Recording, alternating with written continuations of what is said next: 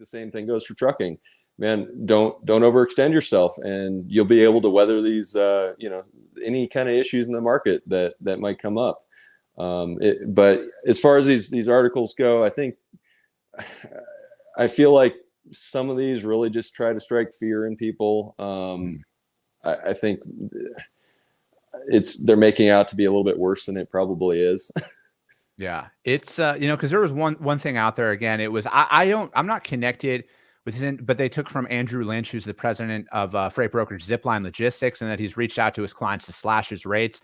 I'd like to know a little bit more substance behind that, because I think that is it just the spot market? Is it contract? Is it going back to him and saying, I just think that there's a lot more to that than that, because it's like, I would highly recommend any company work with your customers in this time and bring the market shift to them instead of after the fact. So that could have been it.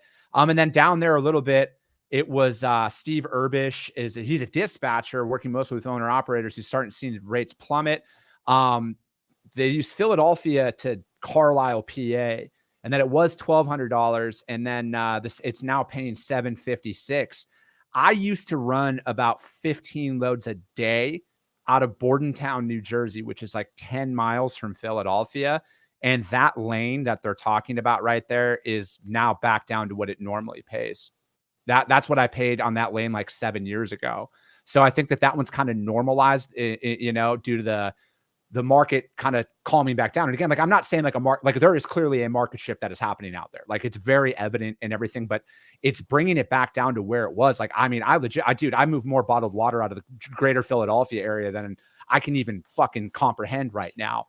And that's what that rate was back in 15, 16, and 17. So it's kind of brought it back down to where it normally was. And again, like, it's never like, as they're talking about, man, like, rates are going to change, things are going to change, and we need to focus on, all right, so how do you do this? Like, you're talking about Dave Ramsey. So it's like, it's taking that capital right now and paying off your loans faster. It's getting more cash positive with a lot of this, because again, it's like, hey, when fuel prices go up, yeah, so you're running, right now, if it is $5.16 a gallon and you're getting five miles to the gallon, essentially, on that. So your bill, you're probably running about 75 cents a mile right now for fuel. Is that what you have in your budget?